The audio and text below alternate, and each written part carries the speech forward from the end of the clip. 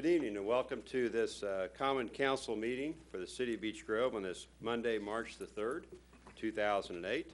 This time, if everyone would introduce themselves, please, starting on my far right. Buddy Templin, Council at Large. Ed Bell, District 2. Good evening, Mary Huser-Stewart, District 1. Mike Pence, Council at Large. Tricia Leminger, Deputy City Attorney. Sarah Kincaid, Clerk Treasurer. Ross Barton, District 3. John Jennings, District 4. If everyone would please stand and join me in the Pledge of Allegiance. I pledge allegiance To the flag of the United States of America and to the republic for which it stands, one nation, under God, indivisible, with liberty and justice for all.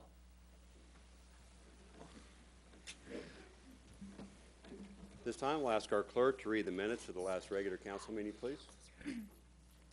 Beech Grove City Council minutes, February 4th, 2008. Mayor Wright called the meeting to order at 7:01 p.m. City Council members Ross Barton, Ed Bell, Bill Sensibo, John Jennings, Mike Pence, Mary Stewart, and Buddy Templin were present at the meeting. Also attending were Clerk Treasurer Sarah Kincaid and Deputy City Attorney Tricia Leminger. All joined in the Pledge of Allegiance to our flag. Minutes from the January 7th, 2008 City Council meeting were read. Ross Barton made a motion to accept the minutes as read. Ed Bell seconded the motion, which was approved. Minutes from the January 11th, 2008 Special City Council meeting were read. Mike Pence made a motion to accept the minutes as read. Buddy Templin seconded the motion, which was approved. Chief Whitmer gave a report for the Public Safety Committee. Tim Showalter gave a report for the Cable Authority. Deputy City Attorney Tricia Leminger read in Resolution 2/2008, a resolution to appoint members to the Redevelopment Commission, which was tabled from the regular Common Council meeting in January. Ross Barton made a motion to adopt Resolution 2/2008. John Jennings seconded the motion, which was approved by voice vote. Mayor Wright introduced the new business, which included 2 annual renewals of conflict of interest disclosure statements. The first conflict of interest disclosure statement concerned Troy Haskett's involvement with T&L monogramming. Bill Sensibo made a motion to approve the conflict of interest disclosure statement for Troy Haskett. John Jennings seconded the motion, which was approved by voice vote. The second conflict of interest disclosure statement concerned Lynn Rickway's involvement with Snow Be Gone. Bill Sensibo made a motion to approve the conflict of interest disclosure statement for Lynn Rickway. John Jennings seconded the motion, which was approved by voice vote. Councilman Templin commended the excellent turnout of the January Crime Watch meeting and encouraged citizens to continue to stay involved. Councilman Bell announced that he would be hosting a town hall meeting for District 2 on February 19th, 2008. All of District 2 was encouraged to attend and get to know their council representation and each other. Also attending will be Mike Pence and Buddy Templin. Councilman Pence attended several meetings in January and encouraged Beech Grove citizens to give him a call or email if there is something they would like for him to attend. He also commended Beech Grove High School on receiving high marks on testing and early preparedness for new Indiana state standards for graduation. Councilman Barton commended the Democrat caucus for providing several excellent candidates for the RDC appointment consideration. Ed Bell made a motion to adjourn. John Jennings seconded the motion, which was approved by voice vote. The meeting was adjourned at 7:29 p.m. You've heard the reading of the minutes of our last meeting. I need a motion to approve them as read, please. Make the so motion. I have a motion. I have a second. I'll second. Any discussion? If not, all in favor signify by saying aye. Aye. The minutes are approved as read. Tonight we have a very important proclamation, one that I'm especially thrilled to give, especially since we have a number of our guests tonight are going to represent this great organization. And I got to tell you, as we were saying the pledge, I heard a resounding Pledge of Allegiance coming from this corner of the audience right here. So if you will allow me to make this proclamation, this is a proclamation for Girl Scout Week. Whereas March 12th marks the 96th anniversary of Girl Scouts of the USA, founded by Juliette Gordon Lowe in 1912 in Savannah, Georgia. And whereas throughout its distinguished history, Girl Scouting has inspired millions of girls and women with the highest ideals of courage, confidence, and character. And whereas through the Girl Scout leadership experience, girls develop the skills and lessons that will serve them a lifetime so that they may contribute to their communities. And whereas Girl Scouting takes an active role in increasing girls' awareness of the opportunities available to them today in math, science, sports, technology, and other fields that can expand their horizons, and whereas more than 3 million current Girl Scout members nationwide will be celebrating 96 years of this American tradition with nearly 50 million women who are former Girl Scouts and living proof of the impact of this amazing movement. Now, therefore, I, Joe Wright, by virtue of the authority vested in me as mayor of the city of Beech Grove, do hereby applaud the commitment Girl Scouting has made to support the leadership, development of America's Girl Scouts, and proudly proclaim the week of March 9th through 15th, 2008 as Girl Scout Week. If I could have our guest join me here at the lectern. Uh-oh. Looks like we might have something very special tonight. Come on up. Oh, my goodness. Here come a whole bunch of them. Come on up. Let's get them all around the... You guys all want to stand over here? Nina. Go ahead. Great looking group. Okay, we have two troops here, right? Bam. Actually, Okay. 140, 390, and extended to 365. 365. You girls are all Brownie Girl Scouts, right? Yeah. You want to come up to the podium and say a few words? Let's introduce the girls, too. Okay. My name is Jessie Smith, and I work for the Girl Scouts of Central Indiana. That is the council that encompasses Beech Grove, Indianapolis, and all the surrounding areas. And these are some of our local Girl Scouts. I'm here in the Beech Grove area. Like I said, they are all Brownie Girl Scouts. Currently, Brownie Girl Scouts are first grade through third grade. So they work on a variety of different try-its, which means they try different activities and learn about them. You can ask any of them afterwards about their vests. Most of them are wearing their vests, which have different badges and things that they've earned on it. We've presented the mayor with some of our Girl Scout cookies, so he can have a sample of those afterwards. It is Girl Scout cookie season, so if you see any Girl Scouts, make sure you ask if you haven't been asked yet for some Girl Scout cookies. And do each one of your girls want to come and say your name? No? No? Just a little shy? Okay. Do you guys want to take a picture with the mayor? Okay, we're going to take a picture.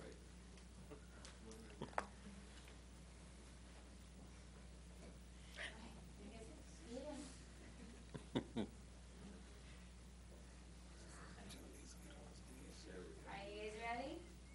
1, 2, 3. Okay, great job, girls. Thank you. Thank you very much. Thanks for coming tonight. Here's your proclamation. Thank you. And thanks so much for the Thank cookies. you very much. We may share these after the meeting.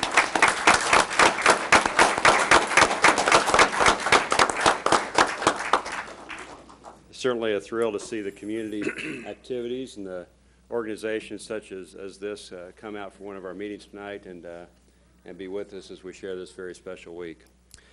That concludes proclamations. At this time, I'll ask our city attorney to introduce any petitions or comments introduced by citizens, please. Thank you, Mayor. Members of council, I have circulated the sign-in sheet. You do have one individual that's signed in tonight, but they have not identified an item on the agenda. Therefore, it's up to the council's discretion as to whether you'd like to allow this individual to speak at your meeting, and if you do, you can impose a time limitation as you have done in the past. So I'll defer to council.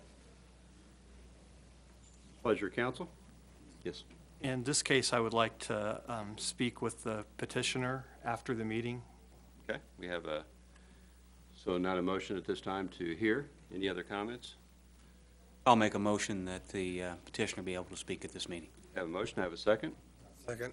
All in favor signify by saying aye. Aye. Opposed? Okay, we will invite then our citizen to make a presentation or comments for up to 3 minutes as our usual. Is that okay?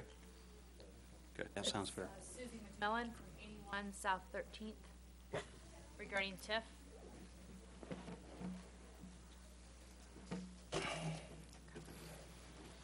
Good evening. Just a few questions I have. Number 1, could you please tell me if you have received counsel from the taxing units that will be affected by the inclusion of these properties into both Part A and Part B of TIF? And if so, is this information available to the public for review? Number 2, could you please provide us with the total AV and the tax rate on Part A and Part B properties you intend to include? Part 3, as representatives of the people of Beech Grove, could you please tell me how you plan to communicate to us any future impending legislation, resolutions, or issues that have this magnitude of importance to our community.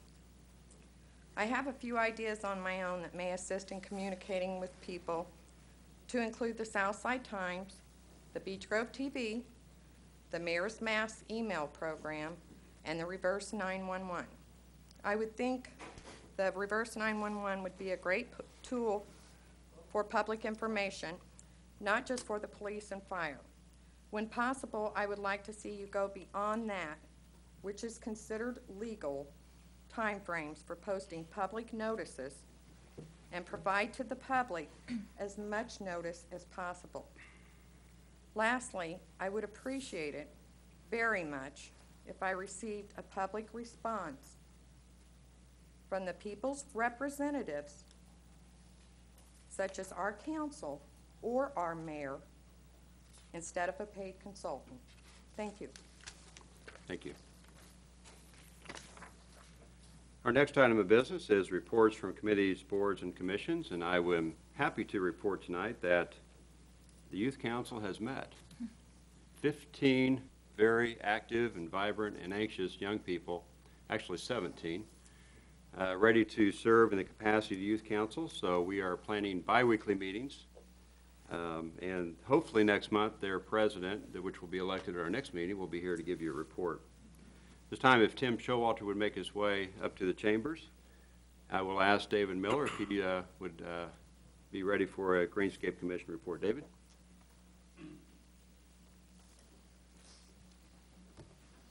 Good evening, everyone. I received a letter from the Department of Natural Resources, the Community and Urban Forestry Division. I believe the mayor has also received this letter, and I know Andrew Royer at the Parks Department has. The Indiana Sample Urban Statewide Inventory is going to begin. Beech Grove is one of 20 communities in the state that they're going to be looking at here. It's going to start in northern Indiana in the spring. They're going to give us a little better indication of when they will actually be in our area as they move. Obviously, weather permitting, they'll start in the northern part of the state and move south. So once we find that out, I'll let you know. The information that's going to be collected, and actually this study was done in 1993, although I can't really find any information on it that was done in 93, because it would be great to see the difference between 93 and the 2008 study. But they identify tree species, street segments, land use of the area, DBH, which is diameter at breast height of the tree. So the size of the tree, any maintenance that's done on these trees, any sidewalk damage that's occurred, overhead wire conflicts, and being done in the spring and summer, they're able to evaluate the condition of the wood and the condition of the leaves. Each community will receive all the reports and findings for their specific community. As to species, makeup, vacancy rate, which is going to be something we really want to look at here in Beech Grove. We do have some rather dense areas of trees and a rather good canopy in some areas, although from aerial photography it's very obvious that we do have large voids within the city too. These are areas that we could concentrate on tree planting. It will give us that information, carbon sequestering, particulate matter collection, things like that, stormwater uptake, and again, the reports will be given to each community. Funding for this was a grant to the Indiana DNR from the USDA Forest Service. And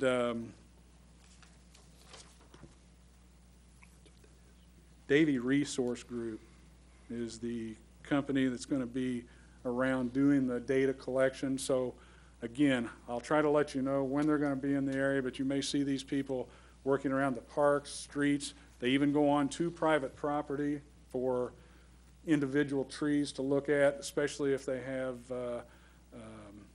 large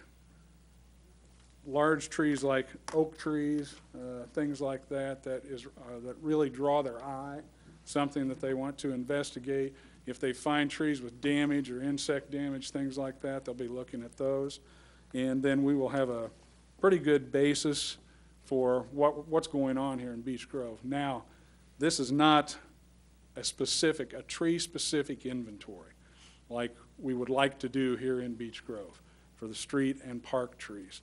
This will help us. It's going to help us with especially the voids that we have here. But we're still looking at doing the tree-specific inventory of right-of-way trees, street trees, and park trees here in the city. We're going to need volunteers for that. We're going to be looking at a grant to help us with that. We would like to buy software, although community and urban forestry does have software programs that with the information we give them, they actually burn a CD and give it to you and gives you all the information you need for the city. But it's not a maintenance type program.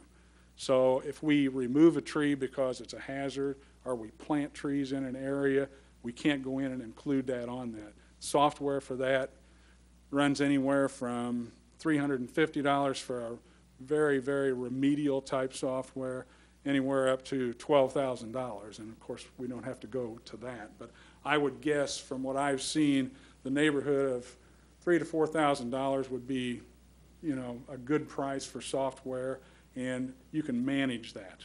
You can continue to manage that full time. So again, we'd be looking at grant money for that. And as I mentioned, volunteers. We're also going to be looking at the Indiana Urban Forest Council and the DNR to bring some informational courses to Beech Grove, hopefully at the community center. There is Indiana Urban Forest Council offers a tree pruning class and a tree identification class, both winter identification and summer identification of trees. That could help some individuals, and the DNR, along with the Indiana Urban Forest Council, offers a tree steward class, which is I think a 2 full Saturday class. It's similar, if you're aware of the Master Gardener program in the state, it's similar to that. People sign up for this, they go through the classes, they then have a work day, and after that, they have to volunteer 40 hours of time on specific projects. Obviously, our tree inventory could be a good project. But it gives people a lot of good information if they're interested in something like that. So that's one way we could, you know, use our own volunteers, our own residents, have those classes close that's available to them, and then use them to do our inventory. So that's all I have this evening. Anyone have any questions? Questions for David? David, you might just give the council a quick snapshot of the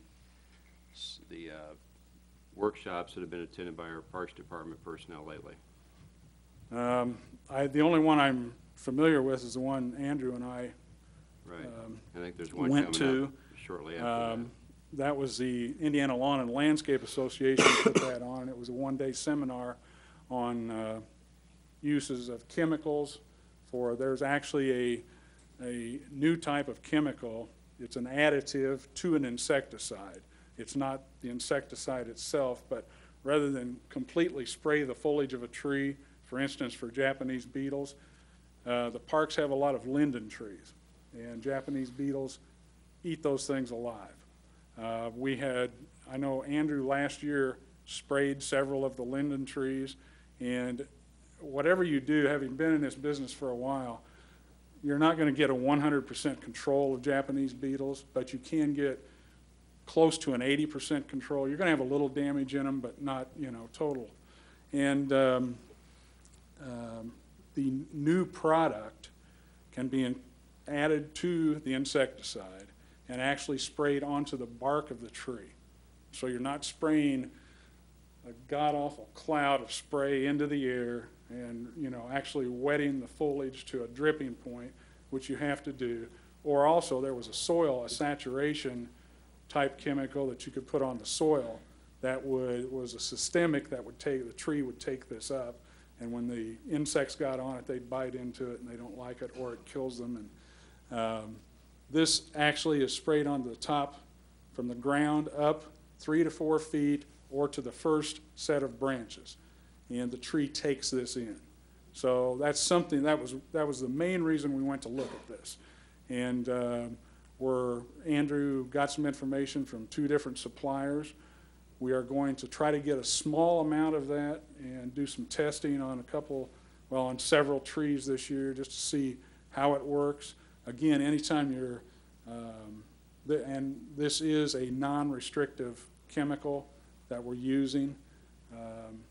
A lot of chemicals that you use in park situations and things are restrictive chemicals that you do need a state license for. So, but these are non-restrictive chemicals. We're going to try them out. Again, chemicals for trees like this are very expensive. So we are working with these people. They have pretty much told us that, they will supply us a small amount so that we can try it out on some of the trees. But, education like this, and again, this seminar was free. Didn't cost anybody a dime except for the people that put it on. And, it's anytime you can go to an 8-hour seminar like that and nothing out of your pocket, free education, you'd never turn that down. So, we were happy to do that. Any other questions? Thanks, David. Okay, thank you. This time we'll ask Tim Showalter to give our Cable Authority report. Good evening. The Cable Authority report for February.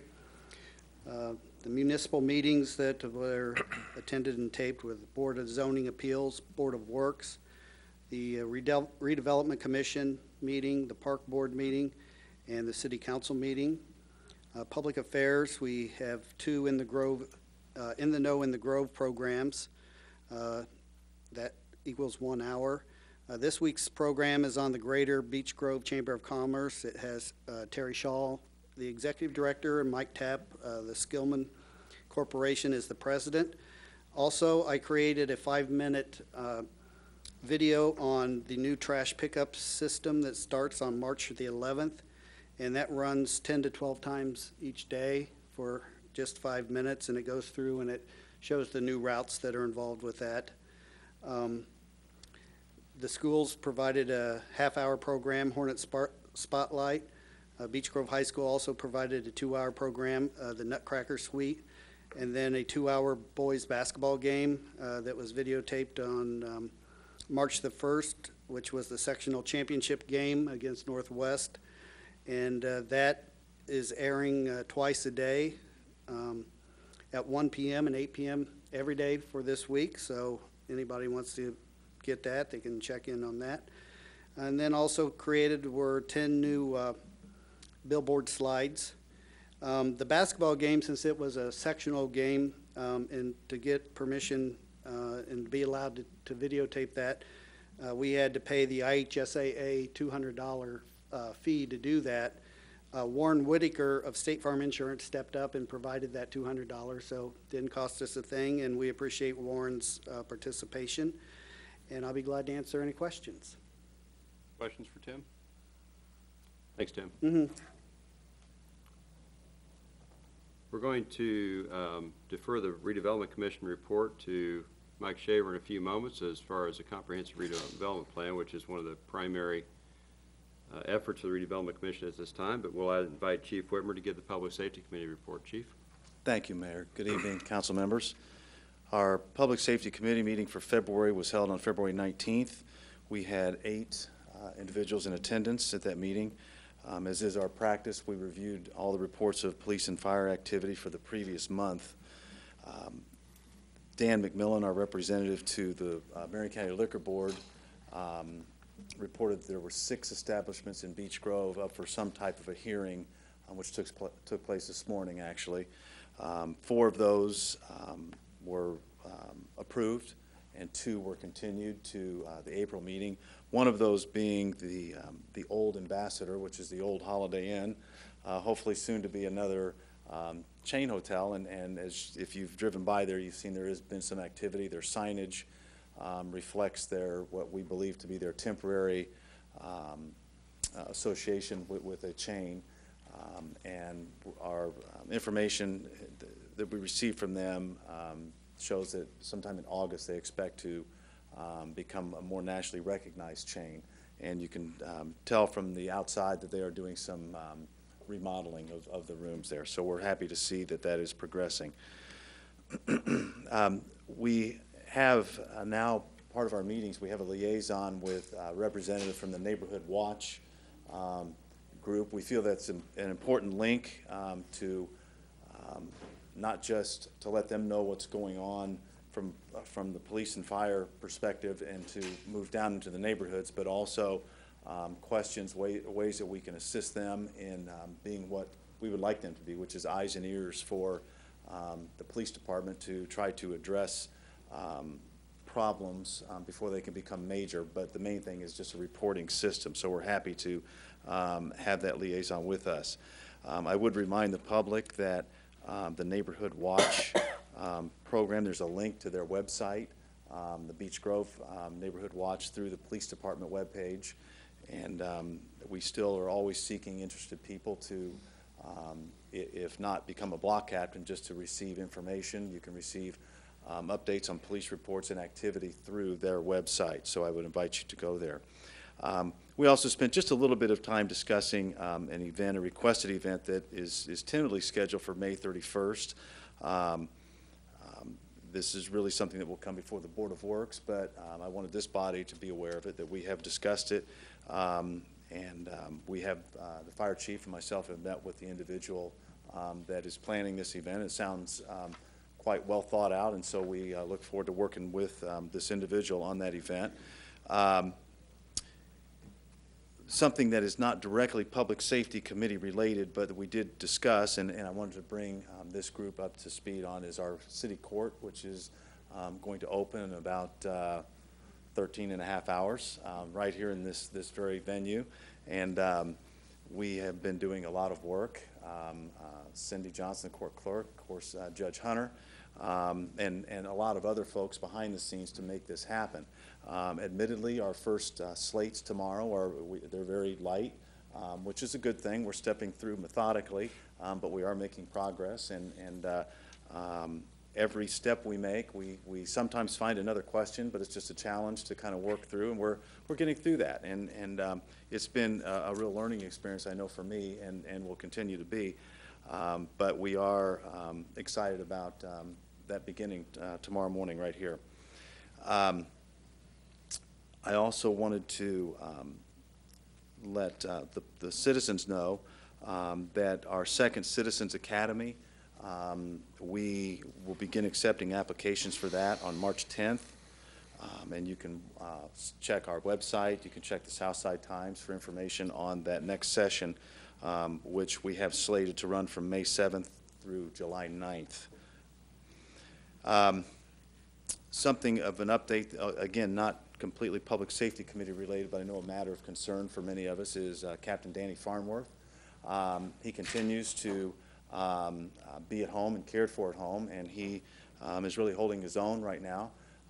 We were very excited on Friday. I received a call from his wife, Jeannie, and she brought him to the police station. He wanted to come to the station for a while, so we spent about a half an hour visiting with those that were present. We had, I don't know, 12 or 15 folks just gathered in the hallway, and were able to spend some time with him. And I know it was an encouragement to him, but it was an encouragement to us as well, since he had not been to the police station since probably mid-December. So we were excited about that, but we would encourage you to just keep the family in your thoughts and prayers as they continue to work through this just very difficult situation for them.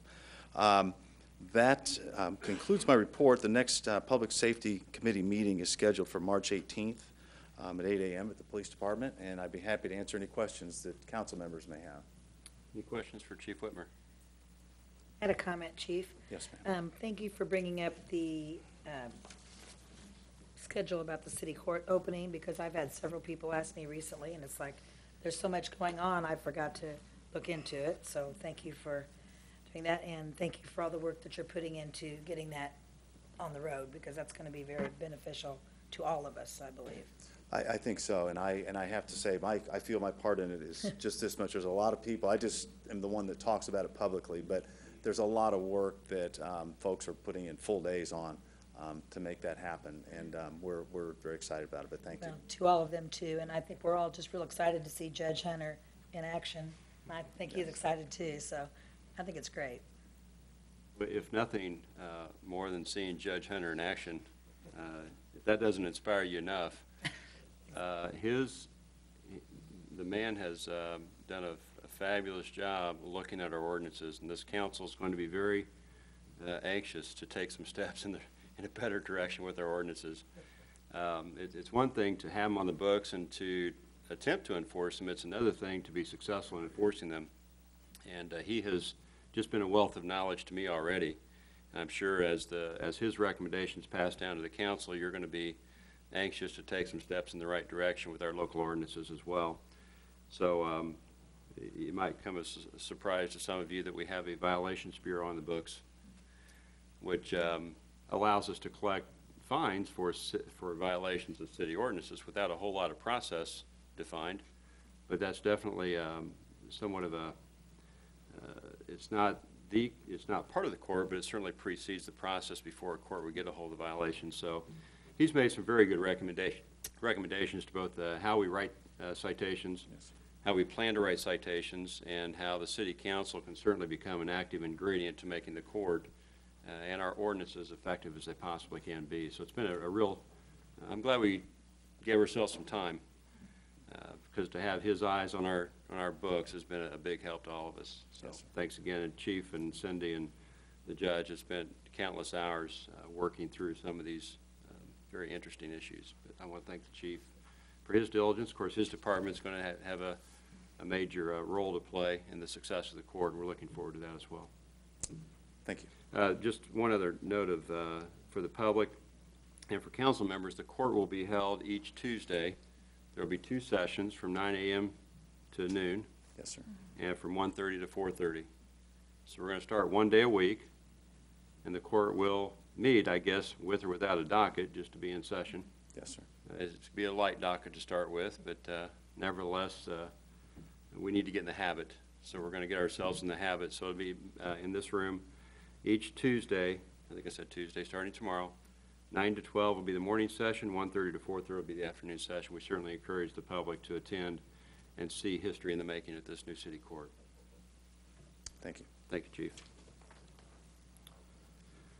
That concludes reports. I would at this time, under unfinished business, there is none. At this time, I'd like to invite Mike Shaver to address the council.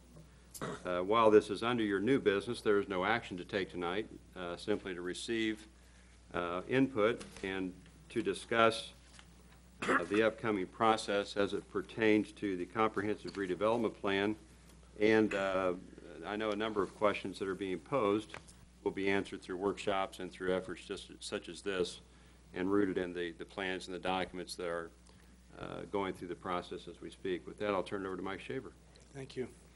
I will try not to repeat too much of the stuff we went through the other day at your joint meeting. But there are a couple of things that are kind of important procedurally for you to understand. The Redevelopment Commission received a grant from the state of Indiana, the Office of Community and Rural Affairs, to conduct this comprehensive redevelopment plan. That grant is coming to an end. We have sent the documents, the preliminary documents, to the Office of Community and Rural Affairs for their preliminary comments. The state likes to take a look at I have sent them, or sent the grant administrator the executive summary that you have before you, and I will also send them draft copies of the comprehensive redevelopment plan so that they can see it prior to the public hearing in the event that they have questions that they want answered at the public hearing. The grant process requires a public hearing of its own, which will be coming up. In addition to that, we will be having statutory public hearing on the process that Tricia will will guide the redevelopment commission and the city council through. Excuse me. And in addition to that, I am offering tonight to hold as many as 4 additional public information workshops specifically for you all. We had a workshop on TIF where we had Jeff Peters, who was at the joint meeting, explain and show slides, do a PowerPoint presentation on how TIF worked specifically so that people could know. We also had a little exercise that we did to try to explain how TIF operated and what was what the impact was on various units of government. The second one was on residential, or what I'm proposing is on residential redevelopment, the impact of the redevelopment plan and redevelopment strategies on neighborhoods in Beech Grove, specifically neighborhoods in each of your districts. Third is the issue of industrial redevelopment, which we covered the other night. And then there is the issue of commercial redevelopment, which we also touched on the other night with regard to Emerson Avenue and the issues of zoning and zoning compliance. I will point out as I leave that topic, the City of Indianapolis, Marion County Department of Metropolitan Development prepared a comprehensive plan, countywide comprehensive plan that has parameters in it for Beech Grove. In the comprehensive plan prior to this, the city of Beech Grove was referred to in, they subdivided it by township rather than by community. Beech Grove did not have an active part in any of them, but there were 9 township ones, and the Beech Grove was a part of 4 different ones: Center, Perry, Warren, and Franklin. And one of them I chided Maury Plomback on because it referred to Beech Grove as a somewhat urbanized area in this township. So it was one of those situations where there's specific zoning, they have specific recommendations for how the land's to be used and things like that, but there was nothing that really addressed the issues of your neighborhoods, the issues of your commercial centers, and that sort of thing. So what this comprehensive redevelopment plan attempts to do is to address the issues of community development for Beech Grove in a Beech Grove specific way. What I said the other night, I want to make sure that we get out broadcast to a larger group. Urban redevelopment is by far the most difficult form of economic development as far as I know, in all of the states of the United States. It's because the easiest thing that you can do is to go through what Greensburg went through, which is land a billion-dollar automobile factory and then annex it in the middle of 800 acres of soybean field. Well, because of Unigov, you don't have any boundaries to expand. That puts you in a group with a handful of landlocked communities where you, in order to cover increases in health insurance costs for your employees, in order to cover the cost of street repavings and street reconstructions and police and fire raises and that sort of thing, you have to have more revenue. The only way you can get more revenue is through redevelopment. At the same time, the Constitution protects the rights of people to own property, and by virtue of that conflict, it is difficult to do redevelopment because you aren't just taking a piece of bean field and paving it over. What has happened to a handful of other communities, as I pointed out the other night, is that, and one of them is my hometown, Gary, their tax rates are exorbitantly high. Now, there's a whole lot of other stuff going on, but what we're worried about mostly with regard to Beech Grove is your ability to raise revenue that is commensurate with your police and fire increases, your health insurance increases, and those sorts of things. All we want is for you to be able to have a sufficient amount of revenue to operate those things at the standards at which you set. And so, given that, we're trying to figure out how we can make those things, make Beech Grove start to happen, make redevelopment in Beech Grove start to happen. You'll notice on page 2 of the thing that I gave you that we talked about the good news regarding Beech Grove's redevelopment. You've gotten $5.5 million, in fact almost 6 when you count the little grants like the one for this redevelopment, comprehensive redevelopment plan, in the last 24 months in this community. You're going to be spending in the next 18 months something like $5 million with a greenway, $5 to $5.5 million with a greenway and Main Street. So the purpose, one of the things that the Redevelopment Commission has been doing on the behalf of the city is to take the TIF money that they have gotten and to leverage that with to make other grant money. There has been roughly a 2 to 3 to 1 leveraging that's been going on for the last couple of years in that process. And in the process of doing that, there have been streets that have been reconstructed, alleys that have been reconstructed. Emerson Avenue was done in the 1950s and then redone several times since then.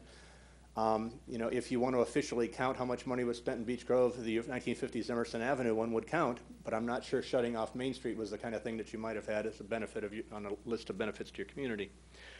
So the issue that we're trying to get at with the redevelopment plan is how to get you the money to restore commercial, to redevelop commercial areas, residential areas, neighborhoods, and industrial areas with the specific goal of increasing the property value of individual residents of Beech Grove, specifically through the values of their house. These are difficult and they're complicated, but the bottom line here is that if we are successful in redeveloping neighborhoods, the individuals that live in those neighborhoods have an increase in personal wealth. Approximately a year ago, we had in fact, it was just about a year ago tonight, we had a meeting with where we talked about something we call that our firm refers to as the Rule of 9. For every person that neglects their home or their business and lets their property deteriorate, they have, as a minimum, an impact on 8 surrounding properties. Those 8 surrounding properties suffer because somebody doesn't paint their house, because there's siding falling off or blowing off, because the roof is damaged, those sorts of things.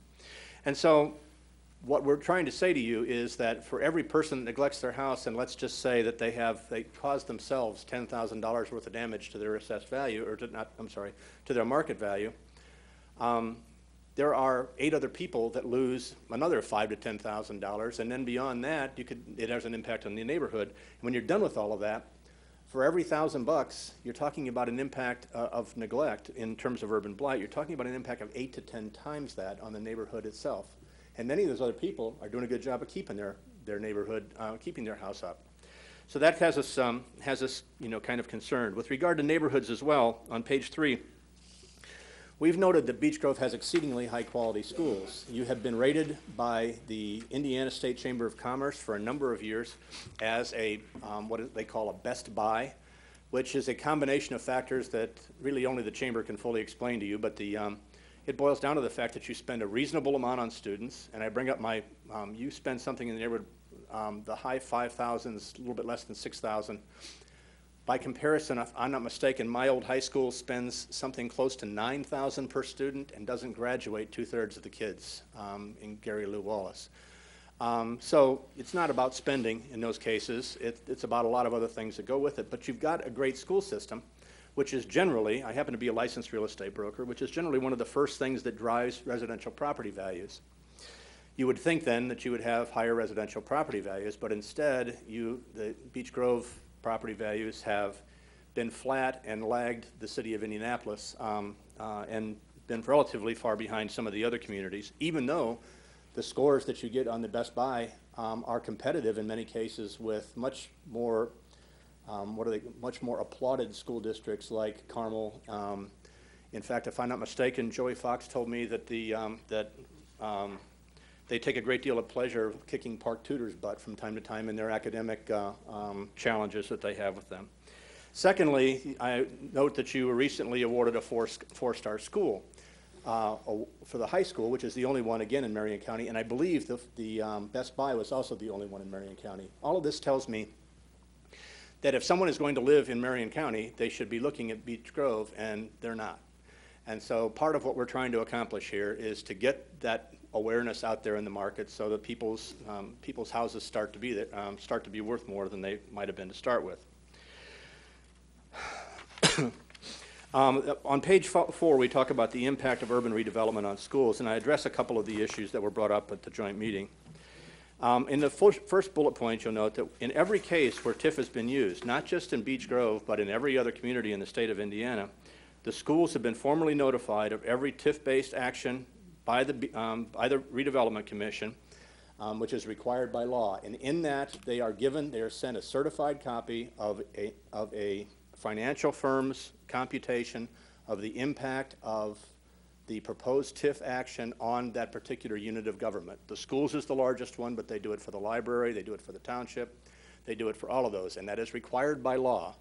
I didn't realize that that was an issue, but if it is, then that is out there. There is I am told, Tricia should correct me if I'm wrong on this, but I am told that there is actually a certified mail list that is kept that says this is what, these were the ones that were delivered to these particular people and these particular addresses, but I don't do that particular part, so I'm not sure. Barnes and Thornburg, I think, has been handling that particular part of it, so they can tell you that. Also, I remind you that in bullet point number 2, that we had this TIF workshop to try to make sure that people understood how it functioned and try to give that out as much as we could. And then I'm aware of several individuals in leadership positions in the city who have personally contacted, elected unappointed officials, personally contacted members of the school board and various other school-related personnel to discuss TIF and make sure that, that people were aware of it. Let me then go to the issue of something that I think is being misunderstood, and with regard to the comprehensive redevelopment plan. The worst case scenario for schools is, I mean, you can certainly take TIF and abuse it. I mean, nobody, I don't think, is talking about building a $90 million performing arts center in Beech Grove. Now, I'm not prepared to say that that is an abuse of it, but it's the one that everybody holds up as being some kind of an example. Nobody's talking about doing that. In the cases that we have in Beech Grove, the money has been spent on neighborhoods, the money has been spent on creating an identity for the community, the money has been spent on things that leverage the investment of those funds, and I guess what I would suggest is that, especially with you guys, if you could help me to understand where that kind of money would come from if it weren't for that, then I'm interested in knowing more about it and putting it in the comprehensive redevelopment plan as we go forward.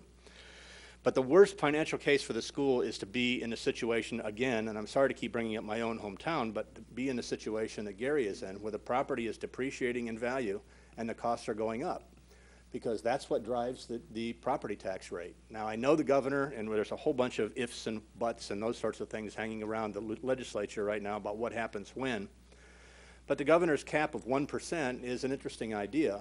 For some people, for me, if it goes to 1%, I'll have an increase in taxes of about 10, 15%. But what happens if your house value doubles and the cap's still at 1%? In Beech Grove, the mayor and I worked out the last reassessment.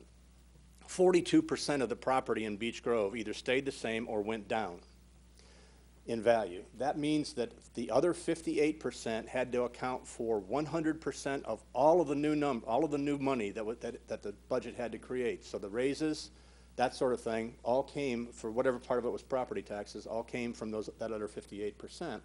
And in addition, those people, the other 58%, had to make up whatever was lost from the 42% that went down. So what's happening here is that if you happen to be in a really good neighborhood, then your taxes are going to go up a whole lot more than the taxes of other neighborhoods. And the ideal situation is to have your taxes, have your neighborhoods all participating in an upturn so that you don't have localized impact like that. In the points on page 5, what they're simply saying is that operating costs are increasing across the board on government and business as well. The way business controls its health insurance costs is to cut back on insurance or to lay people off. It's hard to lay off firefighters, and I believe, if I'm not mistaken, 120% of your property tax revenue in this town is required to meet the police and fire budgets alone. So you've got a situation that is particularly precarious with regard to the property tax system. Urban blight causes nothing but bad things to start to happen. People lose personal wealth because their value goes down. The community loses revenue because their value goes down, property tax revenue, because their value goes down. If their property value is going down, their personal wealth is going down, it makes it harder for them to send their kids to college. Makes it harder for them to retire. All of these things are bad things, and as I point you to again, back to my hometown, there have not been a lot of good things. When you can go to Gary, and at one point, a 100,000 square foot commercial building that once held one of the largest furniture stores in Indiana was sold for $10,000. So that's the worst case scenario. And unless we can unless we can confine some of these blighting issues, I'm concerned that I think we have plenty of good things to start with, but we have to arrest some of these blighting issues. Pages 5 through 7, we talk again about the things I talked about the other day, which is the kind of neighborhood redevelopment we're doing, the kind of commercial redevelopment we're recommending, the kind of industrial development we're recommending. For those of you that weren't there, I'll give you one factor. CSX and the city have been working together to try to get the old site that used to have Conrail. It's I want to say it's 105 acres, but I could be off by a few. The point is that when CSX bought Conrail, they got that site. It took them 2 years to figure out they had it. But it's got some environmental problems on it, and they're trying to work through those with the IDEM. That site alone could contain, by the virtue of the preliminary redevelopment plan that was done by Schneider Engineers, 1.5 million square feet, which could, based on, depends on what you put in there, but it could raise as much as $150 million of assessed value on that one site alone. 22 acres at Refined Metals, you're talking about that kind of thing. We're talking about 3,000 jobs potentially being created there, and the proximity of Beech Grove to those jobs is nothing but, I believe, is nothing but good for people trying to live close to their work. All of those things, I think, are things that will benefit the community by increasing its assessed value and reducing upward pressure on your property tax rate. And that is the driving force behind this redevelopment plan that we're trying to do. The last couple pages are just a recap of the redevelopment strategies that we're preliminarily setting out. What the previous council members and I talked about this. Gene and I, before he decided he wasn't going to be on the council anymore, had a number of chats about different kinds of things that were going on in the community. But what I would like to do with the next 30 days, 45 days, is to give you guys the opportunity, and Ms. Kincaid, if you wouldn't mind helping me to coordinate the workshop dates, giving you guys the opportunity to, we'll abbreviate a presentation, and then we'll answer your questions about TIF and commercial and industrial and residential redevelopment. And to the extent that you can help me by adding specifics to this, I'll be most appreciative. I want to know about the neighborhoods in your district. One of the things in here, we have uncommitted, the City of Beech Grove has uncommitted TIF revenue at this point in time. And I think I brought this up, the Community Focus Fund, which is the same fund that funded the redevelopment plan, has grants of up to $500,000, which theoretically, according to the rules, you could get $500,000 by putting up $50,000. Because they score the grants, in order to be competitive, you have to put up between 1/3 and 1/2 of the money in order to be competitive in the scores. But that would mean street repaving, that if you had $100,000, you could do you could do a total of $500,000 or more with that. That's the kind of strategy that we're trying to implement here. We're trying to develop. We know something about the neighborhoods. We don't know them as well as you guys. So with that, I will close my part of the discussion. This executive summary will be submitted to the state, and then the state will get follow-up copies of all of the other stuff that we're doing. And then after that, when we have their comments back, or that they tell us that they don't have any, we will go to final public hearing on the document before you guys approve it. Mr. Mayor? Any questions or discussion topics for Mike from the council? I think the key is not as much, although it is the content of the executive summary and all the supporting documentation, the key is the workshops. The key is to make yourself available for the workshops. The key is to invite your constituents to the workshops and become as educated and informed as you possibly can through this process. As the other thing that Mike said, which I can only reiterate, is every project has some levels of difficulty and complexity, and it's not, a 2 or 3 sentence soundbite that gets the job done on the explanation. It's going to require some effort of thought, some effort of question and answer, some effort of dialogue, and it's not, it's for you specifically in the redevelopment commission, but also for your constituents. So I would make sure that, and Sarah can certainly facilitate some of the workshop dates and locations, and we'll try to, as we did with the last 4 workshops, we had them some on Saturdays, some on the evenings, some during the weekdays. We tried to spread them out at different times, so as many people as possible could attend those workshops. I think the attendance was decent. It could be better, but certainly want to make them available. And I will But- also, if I might interject, I will also be happy to come and have coffee with you at your workplace or something if that is more convenient for you to talk about things specifically. Ideally, I would like to identify neighborhoods that are in particular need out of each district, and be able to then specify that we're gonna start with that. One of the things with CFF is that you have to have an income survey in order to do that, in order to qualify for this, because it's targeted, the funding is targeted at low and moderate income and elderly households. But if we take like 2 neighborhoods out of Beech Grove, I believe that most of the rest of the city would apply, or would meet the requirements. Right now, it's because of the upper scale neighborhoods, only a small part of the city applies, or meets the requirements, I'm sorry. Okay, any other topics or discussion? But again, this is the beginning of a process. We want you heavily engaged in the process. And bring your questions, bring your concerns, bring your ideas, bring the specific issues that you see in your districts especially. Bring those to the meeting and let Mike and the plan contemplate how we're going to address those issues now and in the future. Thanks, Mike. Thank you. That is the only item of new business tonight. At this time, I'll open the floor for comments from council members. I want to thank Susie McMillan for her questions, her comments. I wish I could give you a lot of answers, but I'm going to be one of those going down that road as well with the workshops coming in the future. I thought that I missed this meeting, but the RDC and City Council meeting together, I think was a good thing. I think it puts everybody in the same room, and I wish I could have been there. I was out of town.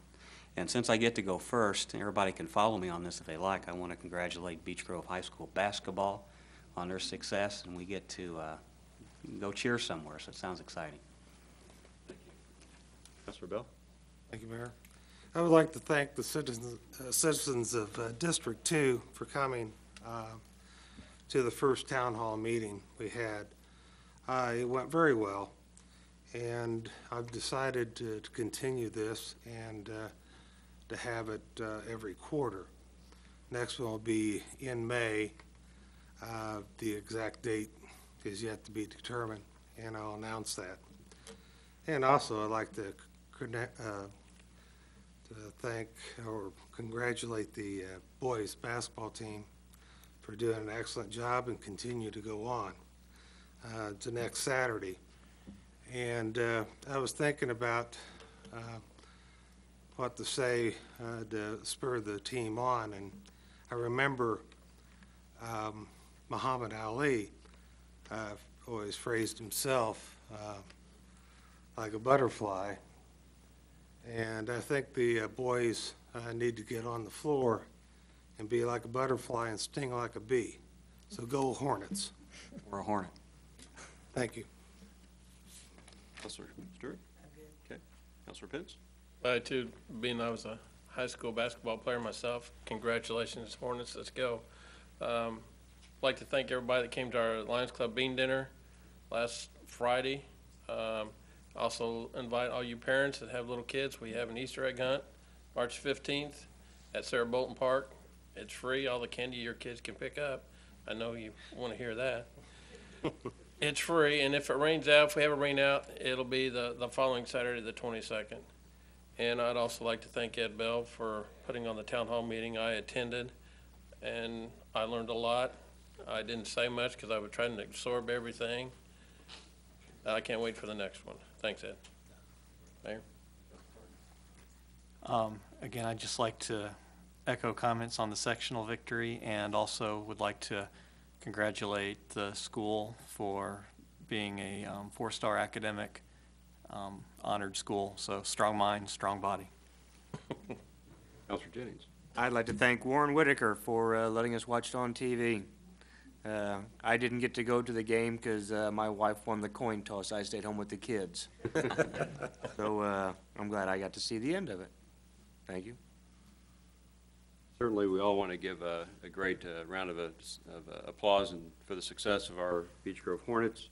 And I think there's a point here that I know hasn't been missed in a lot of circles, but hasn't been said yet tonight, and that is the success of Coach Males, who played on the next highest winning team. He beat his own record as a coach for for the winning the season.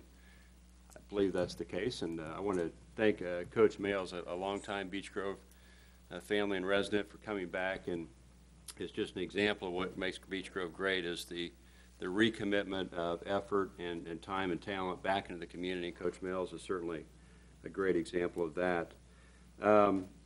There is a meeting on this Thursday, 7 p.m., with the Redevelopment Commission to complete the process of Group A with a confirmatory resolution that will also include a public hearing. I think it would be great with as many people as are available and council people to attend that meeting to complete that process and begin the process of what we've labeled as the Group B process, or the Group B parcels. So make yourself available for that. That'll be at the Horner Park Community Center, 7 p.m. Thursday night. Also, I want to mention, most of you should have by now received a postcard about going to 4-day trash. Never thought I'd say that, you know. You talk about all the things you do in life, and then you say, oh, we're going to go to 4-day trash. Well, that's exciting. Actually, it is on some level, hopefully for you, because we're going to condense our 5-day trash pickup down into 4 days. And we're going from the 5-man crew down to 4. We're going to 4 10-hour days, and the crew is receiving that with open minds and open hearts and anxiety for all the good things that are going to come from that. It gives us a number of benefits.